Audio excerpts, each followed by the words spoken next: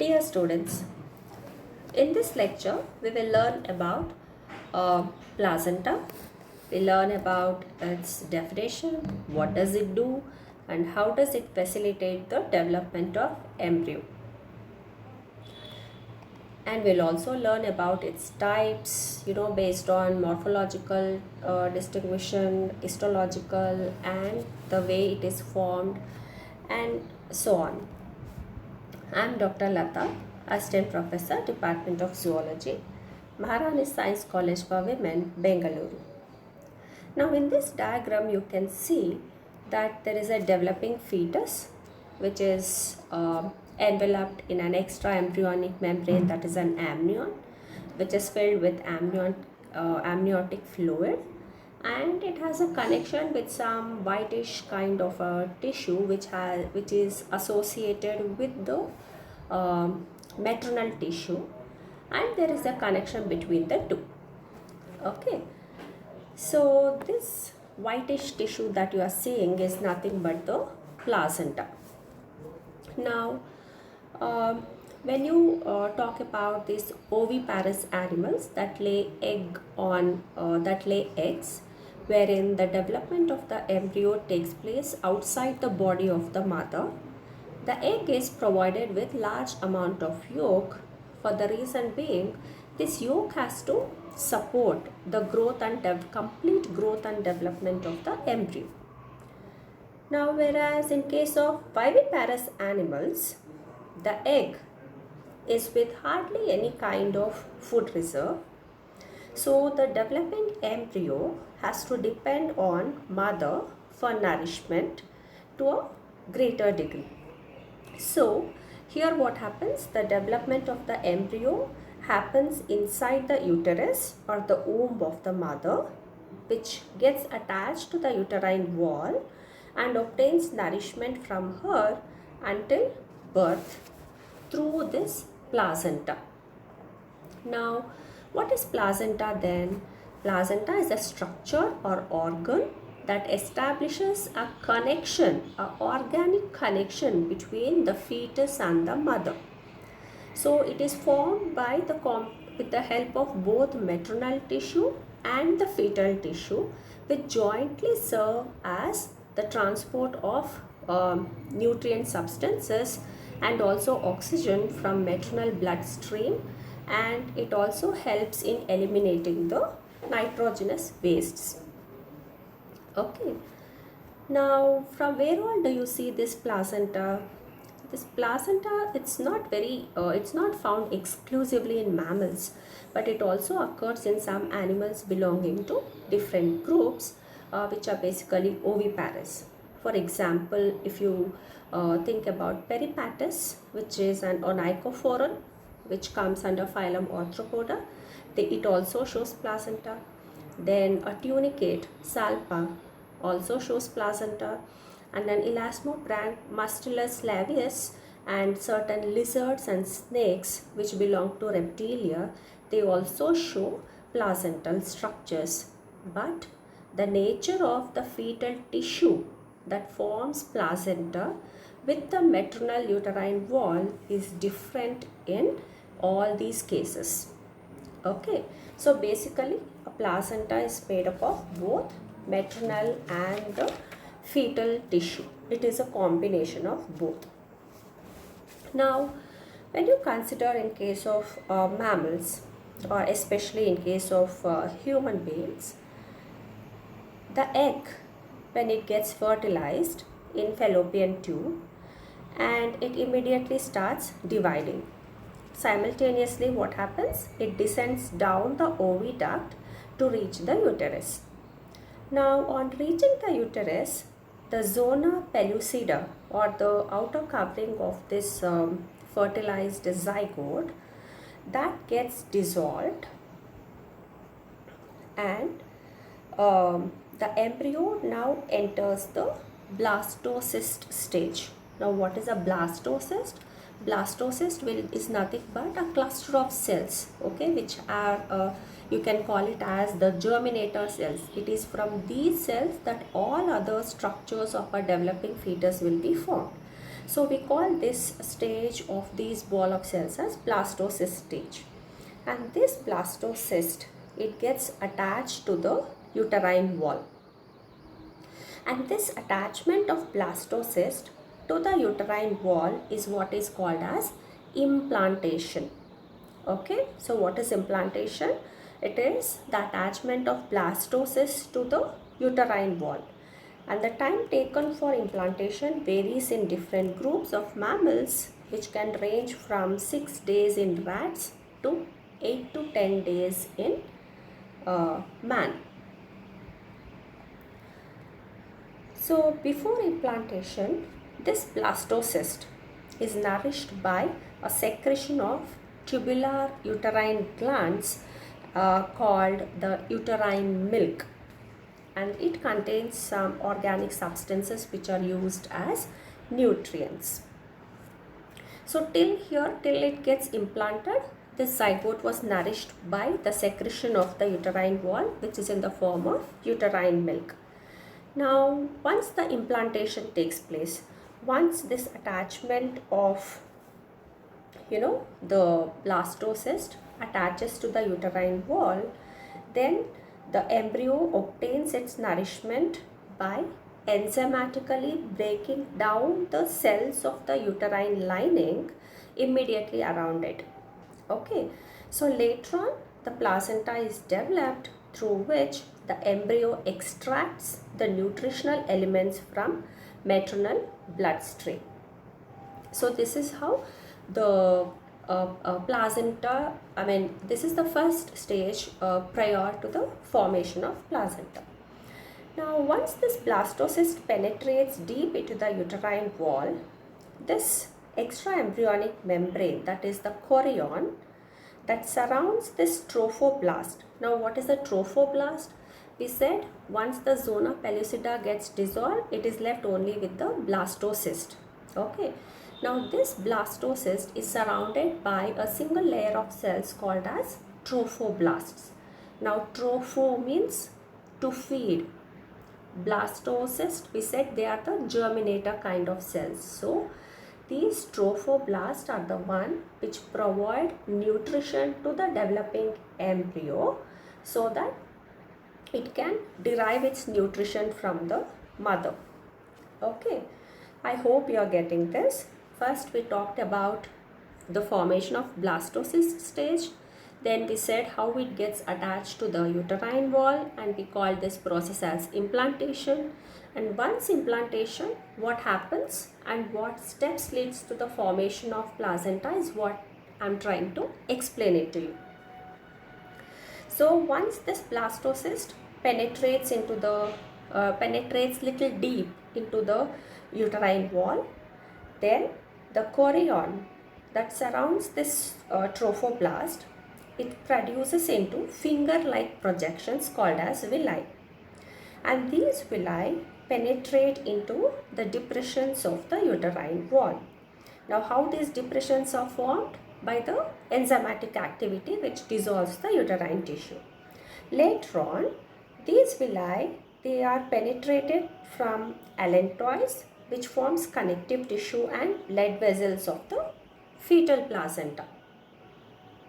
So, then these allantochorionic villi, which is formed by the allantois and the chorion, together we call it as allantochorionic villi, becomes highly vascular, and that grows into the uterine wall, which in the area of contact forms grooves or the crypts and receives this trophoblastic villi. So this interdigitate structure of embryonic and the maternal part is what is called as placenta, and the process of formation of this placenta is known as placentation. Okay, so the association becomes more intimate by dissolution or erosion of some layers of this uterine wall and trophoblastic villi, or in some cases it can happen in both. So this is a little introduction to what placenta is, how it is formed, and how does this process of placentation occurs. Now, moving on, this is what we said. What is a placenta? It is, it is a characteristic feature of an eutherian mammals where the process of implantation involves tissue interaction and establishment of connection between uterine and the extraembryonic membranes. And this region of attachment between the embryonic tissue and the uterine wall is what we called as placenta. And the process involved in the process which leads to the formation of placenta is what we called as placentation. Now this picture gives you a clear idea of what we said, how this placenta is formed. Here you can see clearly that just a second. Yeah, here you can see this is the developing fetus. This is the developing fetus here, and then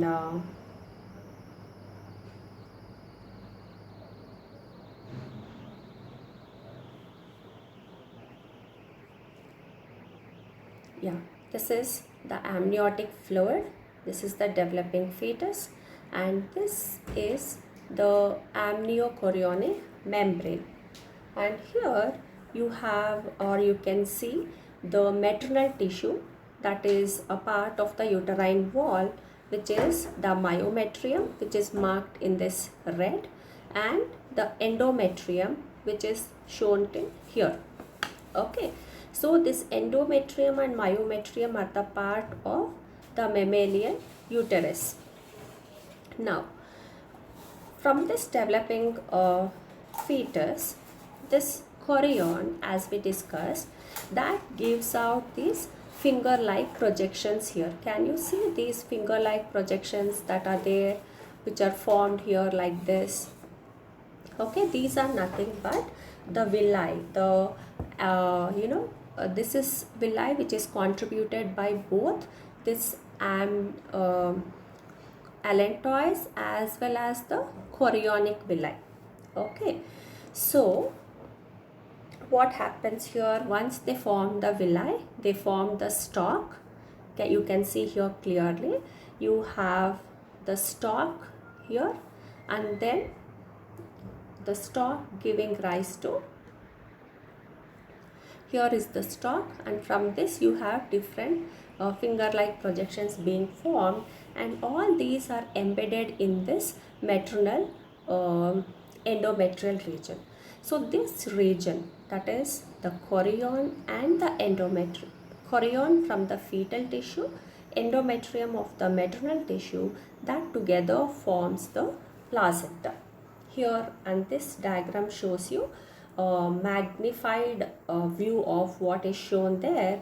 So here you can see this is the chorion, the chorionic villi that are formed, and which is bathed in this pool of maternal blood vessels, so that whatever nutrition comes from this endometrium is picked up by this which is there in the maternal blood, is picked up by this chorionic villi, and then it is subjected to these umbilical arteries and veins, which in turn connect to the fetus. Okay, so that's how the nutrition from the mother is supplied to, this is the umbilical cord, so which has both this is the umbilical cord, which which has both blood vessels running from placenta, and which in fact takes the nutrition from the maternal blood, and it gets supplied to the developing fetus. So this is how the placental formation takes place. I hope this is clear to you. So moving on, once this placenta is formed, what does it do? What are the functions of placenta? Now, as we know, mainly it helps in anchorage, like it anchors the developing embryo with the uterine wall. It plays a significant role in providing nutrition, wherein the fetus gets the nutrition from the maternal blood, and this nutrition is in the form of monosaccharides, disaccharides, amino acids, and small lipid molecules. It helps in the process of respiration as well. So placenta helps in exchange of oxygen and carbon dioxide between the fetus and the mother, and oxygen from the maternal blood diffuses into the fetus blood, where oxygen concentration is comparatively less than in maternal blood. Similarly, diffusion of carbon dioxide from fetus blood into the maternal bloodstream is also facilitated. And it also plays a role in excretion, wherein nitrogenous waste products produced as a result of metabolic activities of this embryo, like urea, uric acid, and creatinine, are eliminated via placenta from the embryonic blood to the maternal bloodstream by diffusion. And it also acts as a storage organ, wherein the glycogen, the fats, and some inorganic salts are stored in the placenta to be utilized when diet of the fetus is inadequate. And then the enzyme, it also acts as enzymatic function, wherein it produces various enzymes such as diamine oxidase, oxytocin,ase, and phospholipases A2, which protects the fetus. And it also acts as an endocrine gland, or it plays a role in secretion of hormones, wherein it secretes many hormones such as progesterone, estrogen, gonadotrophin, placenta lactogens, etc. And this progesterone that is produced, that helps in the maintenance of pregnancy, and it prevents premature parturition. Whereas another important enzyme called the relaxin, this helps in this helps or this helps during parturition or childbirth by relaxing the pelvic ligaments, so that the parturition becomes little more easier. And also it plays an immunological role, wherein it acts as a barrier against the transportation of microbes into the embryo, wherein this placenta during first half of the pregnancy is impermeable to bacteria and macromolecules. Therefore, it reduces the chance of appearance of many influences of maternal ill on the fetus. For example, if it is completely permeable, all that the maternal blood has got, all kind of pathogens and other stuff will go to the fetus. In order to prevent that, in the early first half of the pregnancy, the placenta will be impermeable. However, in the later half of pregnancy, it becomes more permeable, and there are chances of passing of these germs from mother to fetus. And there's one more function of this placenta, wherein it also helps in transport of drugs. For example, some drugs taken by mother during pregnancy cross the placental barrier and may even cause the developmental deformities. That is, for example, the sleeping drug thalidomide, which was used by ladies as a sedative and to avoid nausea and morning sickness during early pregnancy. It was found to cause deformities in limb development of the fetus, perforation of anus, and development of defective heart. Therefore, the children born to such mothers, they had flipper-like limbs, a condition known as phacomelia, and the children are called thalidomide babies. Therefore, the drugs like quinine and aspirin are also teratogenic, so one should avoid usage of such drugs during their pregnancy stage. So these are some of the functions performed by placenta. Now, beside this placenta, We understood what it is, how it is formed, and what are its function. But when you look across different animals, you come to know that there are this placenta can be classified based on different criteria. For example, based on the mode of origin, like how it is formed, what are the fetal tissue or the embryonic tissues that are contributing along with the maternal tissue. Based on that, you can classify it into two types. One is yolk sac placenta or choriovitelline placenta, and the second one is chorioallantoic placenta. And based on how well it is, it has, based on its degree of association with the maternal tissue, you can classify them into two types, the non-deciduate placenta and the deciduate placenta. And based on how the villi or the finger-like structures we said, right? So this villi, how they are scattered on the developing embryo or the fetus. So based on this morphological distribution of villi, you can classify placenta into zonary placenta, cotyledonary placenta, discoidal placenta, and diffuse placenta. Here there's a typographical error. Cotyledonary should be COTYLE. Just note that change. And based on the degree of involvement of fetal and the maternal tissue, like we will learn, basically there are 6 different types of tissues that involve 3 from maternal side and 3 from the fetal side that participate in the formation of placenta. So based on this, how these placenta are classified, that we will learn, and this is called as histological basis of placental classification, and it is classified into epitheliochorial placenta, syndesmochorial placenta, endothelial placenta, hemochorial and hemoendothelial placenta. Now let us learn one by one in detail. Now let us learn one by one in detail. Now first let us learn how this placenta is classified based on its origin, like how it is formed.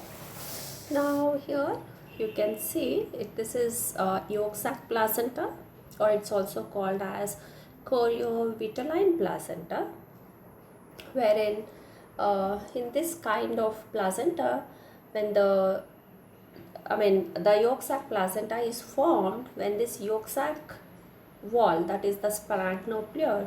I hope you remember what is splanchnopleur. It is a combination of splanchnic layer of mesoderm and the endoderm. When this combines with the chorion and then contacts the endometrium. Now what is endometrium? That is the a part of uterine wall. Okay, that is a maternal tissue. It may be fully or partially vascularized by the vitelline plexus, which connects with the ophalomesenteric vein leading to the developing heart. Now, ophalomesenteric vein, when we discussed about yolk sac, we said it establishes the blood circulation with the help of ophalomesenteric vein and ophalomesenteric arteries. And this circulation is what we call it as vitelline circulation, isn't it? So here we are describing the same. Here along with the yolk sac, the chorion and the yolk sac, those two together, they get united to form this choriovitelline placenta or yolk sac placenta. Now blood returns from the embryo to the vitelline circulation in the yolk sac via the ophalomesenteric artery, which branches from the dorsal aorta. So in case of sow mean adult female pig and ruminants, the yolk sac wall is simply opposed to the uterine epithelium, and the yolk sac begins its involution 3 to 4 weeks after conception. Whereas in case of carnivores and mares, the yolk sac is well developed early in the gestation and it persists throughout the gestation period. Whereas in case of carnivores, if you look into, there a temporary laminar kind of choriovitelline placenta develops, and in all domestic mammals, this yolk sac placenta is of minor importance in its physiological fetal maternal exchange, because yolk sac doesn't play a significant role there. And in case of animals having this inverted yolk sac placenta, the endoderm of the yolk sac is directly exposed to the uterine luminal content, and it occurs in mice, rats, rabbits and guinea pigs, and it participates in selective absorption and transmission of maternal immunoglobulins for fetal immunoprotection. Okay, so that's how this yolk sac or the choriovitelline placenta is formed. So basically here what happens, the connection gets established between the uterine wall and that part of chorion which is lined with the yolk sac, and it has a network of vitelline blood vessels of the yolk sac. The allantois remains relatively small here, and hence it results in the formation of yolk sac placenta. So here what are the two extra embryonic membranes that are involved? One is the chorion, the other one is yolk sac.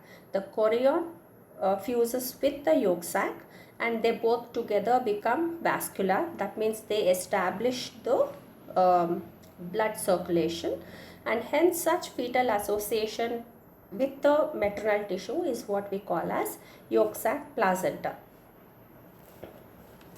I hope it's clear to you. Moving on, the second type of placenta is chorioallantoic placenta. Look at the names. The first one was choriovitelline placenta. Vitelline refers to yolk sac, because the vitelline circulation, because of the establishment of ophthalmocentric veins and arteries in the yolk sac, we refer it as vitelline. So yolk sac placenta is also called as choriovitelline placenta. In both the cases, chorion remains constant. There chorion associates with yolk sac. Here chorion associates with allantois. Hence the name chorioallantoic placenta. Here the connection gets established between the uterine wall and the chorion, lined with allantois, and has a network of allantoic blood vessels.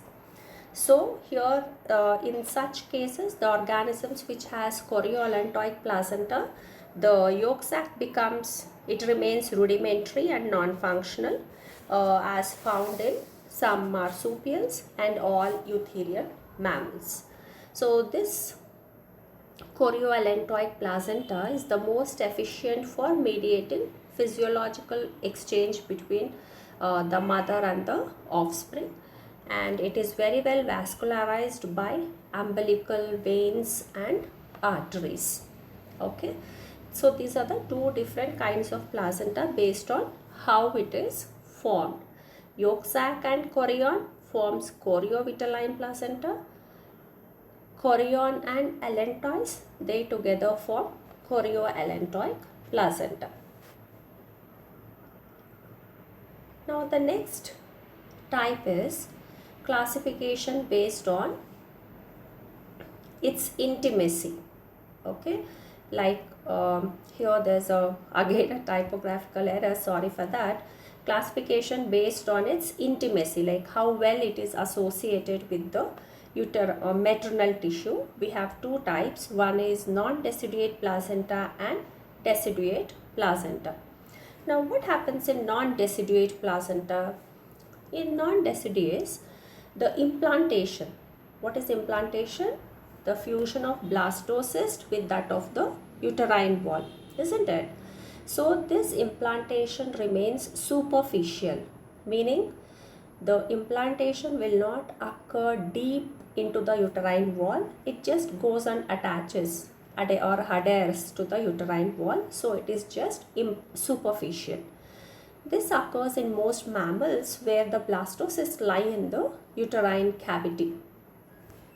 Now, at the point of contact with the wall of the uterus, the blastocyst surface gives out finger-like projections called as chorionic villi, and that penetrate into the depressions of the uterine wall and which are loosely united. At the time of birth, when the parturition takes place, this chorionic villi, they are simply withdrawn from the cavities of the uterine wall without causing any damage or bleeding, because there is no tearing of the maternal tissue, isn't it? So it is already superficially attached and it just withdraws that connection. So this type of placenta is called as non-deciduate placenta, and it is seen in pigs, cattle, horse, etc., where the less hazardous birth process allows the females to resume full running speed soon after the childbirth, because there is not much damage has happened to the maternal tissue. As this chorionic villi, they do not fuse with the endometrium, this placenta is also called as semi-placenta. This is important. It may come as 1 mark question and you should remember this. Why it is called as semi-placenta? Because it is not fully associated with the endometrium of the maternal tissue, and hence non-deciduate placenta is also called as semi-placenta. Now the next type is deciduate placenta. In cat, dog, primates, rodents and all, what happens, the degree of intimacy between this chorionic villi and the endometrium, that becomes greatly increased. Okay, so much so that this chorionic villi will fuse with the eroded uterine mucosa. Okay, it goes deep into the endometrium till the it goes deep to get attached with the endometrium greatly, and because of that what happens, this uterine wall gets eroded. Now such type of placenta is called as placenta vera, that means true placenta. Now once it has implanted so deep in the maternal tissue, during parturition, what do you expect? During parturition, this has to come out, isn't it? So in the process, what happens? The uterine wall does not remain intact. It tears away and extensive hemorrhage takes place at birth. So such type of placenta is called as deciduous placenta, and the phenomenon of shedding, that is tearing off and replacement of maternal tissue, is termed as decidua, meaning to shed. So this kind of placenta that you see in higher mammals is what you call as the true placenta, since they get attached to the maternal tissue very deeply, and during parturition it also affects or tears off this maternal tissue, and which can be replenished or replaced. So this kind of placenta will be physiologically more efficient in nourishing the young one, and this kind of placenta is called as deciduate placenta. I hope it is clear to you. Moving on, the classification based on distribution of villi, it is also called as morphological basis of classification of placenta. So based on how these villi are distributed, there are 4 types: zonary, cotyledonary, discoidal and diffuse placenta. Now this slide explains you all type of this morphological distribution or morphological classification of placenta based on how villi are distributed. Now if you look at this A, the first one, here you observe this. This is how a diffuse placenta look like. Example, pig. Now what is happening here? If you look at the villi, that is scattered all over the developing fetus here. So it is diffused, hence it is called as diffused placenta. Then if you look at this B1 and B2, how is the distribution of villi? Here you can see they are in the form of small seed-like or cotyledon-like structures, isn't it? So this is an example of cotyledonary placenta. These two are examples of cotyledonary placenta, wherein this is the cotyledonary placenta of calves, wherein you find many aggregates of this villi, and this is a cotyledonary placenta of Mexican deer, wherein they are just present as two major tufts of villi. Now, if you look at zonary placenta, the C1 and C2, these two are examples of zonary placenta because you see the distribution of villi only in these zones.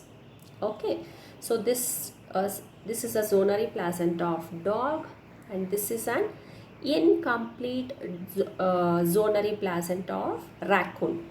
Now here also placental villi are seen only in these zones, but here the main difference is it is incomplete, it is not fully covered, whereas in case of dog it will be covered fully on all the sides. But here what has happened sorry, here what has happened, this zone is not complete. Okay, so this is an example of incomplete zonary placenta. Then coming to the next, the discoidal placenta. If you see here, this is here, if you see, the villi are distributed only in the form of a disc, so it is called as a discoidal placenta, and this is how it is seen in bears. Whereas this E1 and E2, they are also discoidal placenta, because here you see it is present only in the form of a disc here, and here it is present only in the form of a disc there. So they are, since they are confined to one extremity, you call it as metadiscoidal placenta, and here it is present only in one disc, so it is called as monodiscoidal type, as you see in humans. And here it is bidiscoidal, there are two discs on either side, so it is a bidiscoidal placenta, as you see in monkeys. So this is how placenta has been classified based on how villi are distributed. So here you can take a look of zonary placenta.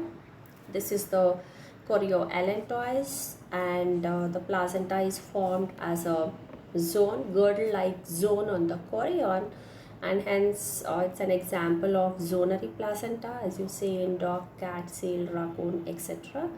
This is a diffuse placenta, wherein the villi get scattered uniformly over the whole of the chorion, as you see in these ungulates. And discoidal placenta, we said it is in the form of the villi are restricted to a circular disc or a plate area on the dorsal surface of the blastodisc, as you see in bats, rodents and all. And it could even be a metadiscoidal placenta, as monodiscoidal in case of humans and bidiscoidal in case of monkeys. So this is with respect to morphological classification of placenta based on distribution of villi. Oh, one more thing, the cotyledonary placenta, wherein the villi becomes aggregated in special regions or patches or to form small tufts, which is seen in this cut chewing ungulates like cattle, sheep, deer and all. So example, you have to be very clear because it can come as a one marker question, and you should be thorough with the examples for each kind of placenta. So this is with respect to the morphological classification of placenta. The last one you have is the classification of placenta based on the degree of involvement of fetal and the maternal tissues, and this is also referred as the histological classification of placenta, like histologically based on how many tissues are participating in the formation of placenta. You classify them into 5 different types. Okay, now to learn more about this, first you should know what are the tissues from the fetal side, that is from the developing fetus side, and what are the tissues that participates from the maternal side. Okay, now in this diagram, if you see, this is just a representation of three different kinds of layers that you see, three from the fetal side and three from the maternal side. Now here these are the tissues from the fetal side, and these are the layers that participate from the maternal side. Now what are the three layers? So totally there are 6 layers that participate in the formation of placenta. From the fetal side, what are the tissues? The fetal endothelial cells, the fetal connective tissue, and the chorionic epithelial cells. Okay, so these are the 3 layers of fetal tissue. Now from the maternal side, now this fetal tissue will be directly come in contact with the uterine epithelium. So it is an endometrial epithelial cells, or it is also referred as uterine epithelial cells. Then maternal connective tissue and maternal endothelial cells. So a typical placenta or the basic type of placenta would have all these 3 layers.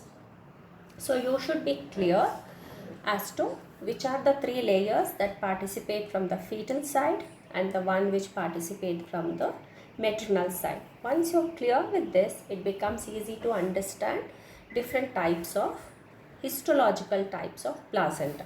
Shall we proceed? Right. Now with this background, as I said, histologically there are 6 membranes or tissues, or you can call it, which are called as barriers, that lie between the fetal and the maternal bloodstreams. And these membranes, in order of their sequence from the mother to the fetus, are like this. Like the this is, you have to be clear here, both are marked in pink, mother, these pink ones, then fetus, this is marked in purple. Okay, so the membranes are the endothelium of maternal blood vessel, the endometrial connective tissue, and the uterine epithelium from the maternal side, the chorionic epithelium, the chorionic connective tissue, and the endothelium of fetal blood vessel from the fetus side. So the presence or absence of these tissues result in the formation of the following types of placenta. Now, the first type that you're going to learn is epitheliochorial placenta. First, observe the diagram correctly. How many layers you see? You see endothelial cells, you see connective tissue, and the trophoblast, which is nothing but the chorionic epithelium from the fetal side. On the maternal side, you see the uterine epithelium, the connective tissue, and the endothelium. That means all 6 tissue barriers are present. And this type of placenta, which involves the contact of the chorionic epithelium with that of the uterine epithelium, is called as epitheliochorial placenta. And this involves 6 tissue barriers between the fetal and the maternal circulation, and it is the primitive type from which others have been derived, as seen in pig, mare, horse, and cattle. Understood? So which is the primitive type of placenta? Epitheliochorial placenta. How many barriers it has got? 6 barriers it has got. And here, what is the characteristic feature? The chorionic epithelium is in direct contact with the uterine epithelium, and hence it is called as epitheliochorial placenta. Chorion is in direct contact with the uterine epithelium, hence the name epitheliochorial placenta. I hope it is clear to you. Syndesmochorial placenta. Here, if you observe, look again, focus on the diagram and see what all are present, how many layers are present, and what is missing. Fetal endothelium is present, connective tissue is present, chorionic epithelium is present, uterine epithelium, oh yeah, that is missing here. Then you have maternal connective tissue and the endothelium, endothelium of the maternal blood vessel. So what is missing? The uterine epithelium. So in ruminant ungulates like cattle, sheep, deer, giraffe, etc., varying amount of this uterine epithelium may be absent. As a result, what happens? The chorion is brought into direct contact with the connective tissue of the uterus. Okay, the uterine epithelium is missing, so the chorionic epithelium comes in direct contact with the connective tissue of the uterus, and hence it shows only 5 barriers. Therefore, it lies between the two blood streams. I mean, between the fetal and the maternal blood streams, there are only 5 barriers. Such kind of placenta is called as syndesmochorial placenta.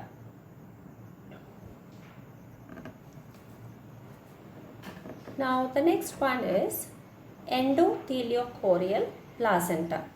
Before we go into explanation, again observe the diagram thoroughly, how these layers are arranged.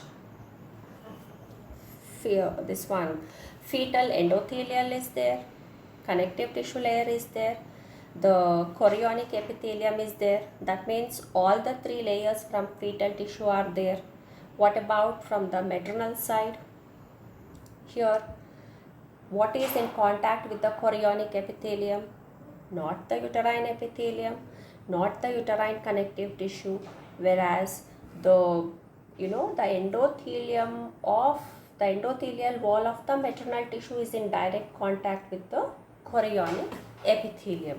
So how many barriers are there now? There are only 4 barriers. Understood?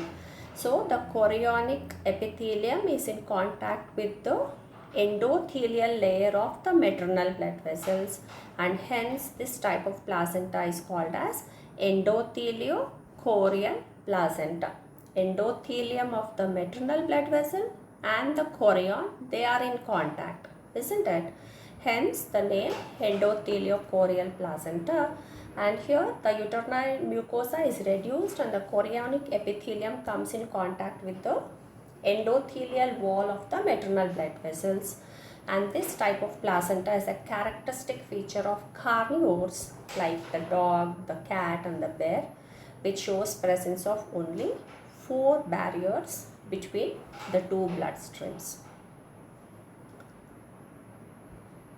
The next type of placenta is hemochorial placenta. Now again observe the diagram thoroughly. You have all the 3 layers of fetal tissue intact, but what about the maternal tissue? The chorionic epithelium is in direct contact with what? It is in direct contact with the maternal blood itself. Okay, so here what has happened? The number of barriers has reduced to 3, and which only 3 barriers are observed in hemochorial placenta, which is found in primates and some insectivores like mole, shrew and the chiropterans like bat.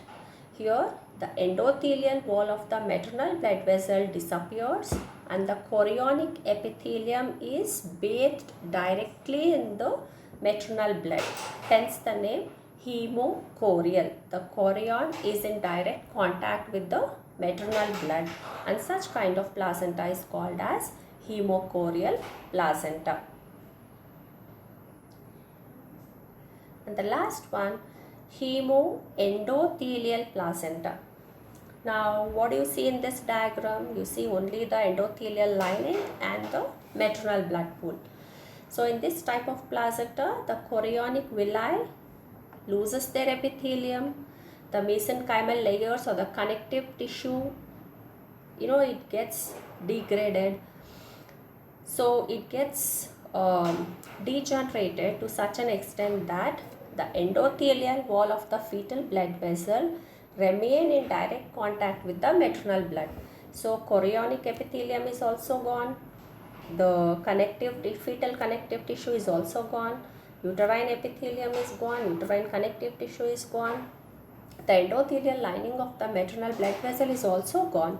So what is remaining? Only the endothelial wall of the fetal blood vessel that is directly soaked in the maternal blood.